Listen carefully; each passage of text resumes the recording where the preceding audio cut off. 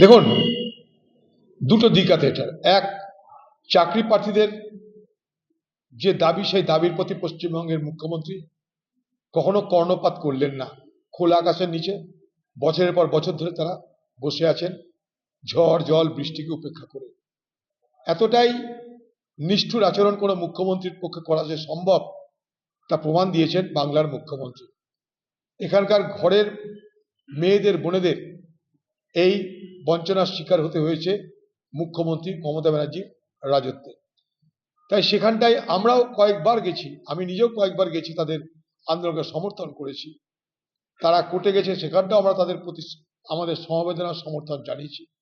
এখন সেই জায়গায় দাঁড়িয়ে অন্য কোনো রাজনৈতিক দল যদি মনে করে তাদের জন্য কিছু করে রাজনৈতিক ফায়দা তুলবে, তাহলে তার জন্য সর্বপ্রথম দায়ী করতে হবে বাংলার মুখ্যমন্ত্রী মমতা ব্যানার্জিকে। মমতা ব্যানার্জি কৃতকর্মের জন্য আজ এই সুযোগ বিরোধী দলরা পাচ্ছে। বাংলার মুখ্যমন্ত্রী, আপনি সজাগ হন, সতর্ক হন।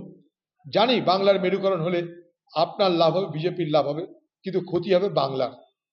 মেরুকরণের রাজনীতিতে বিজেপির লাভ হতে পারে, তৃণমূলের লাভ হতে পারে, কিন্তু ক্ষতি অবশ্যম্ভাবী এই বাংলার। পশ্চিমবঙ্গের সরকার যদি মনে করে মানুষে আর জানোয়ারে কোনো ফারাক নেই, তাহলে সেটা তাদের বিবেচনার বিষয়। কন্টেনারে শুধু মানুষ কেন, জানোয়ারের থাকার ক্ষমতা নেই।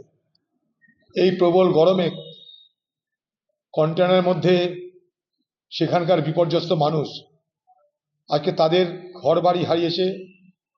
তার সম্পূর্ণ দোষ হচ্ছে রাজ্য সরকারের। রাজ্য সরকার নিজের দোষকে স্বীকার না করে যারা ভিটে মাটি হারানো সেই সমস্ত পরিবারগুলোকে এক মধ্যযুগীয় বর্বরতার পরিচয় দিয়ে কন্টেনারে থাকার নিতে দিয়েছেন, এর থেকে ঘৃণ্য নিন্দাজনক কোনো সিদ্ধান্ত হতে পারে না বলে আমি মনে করি।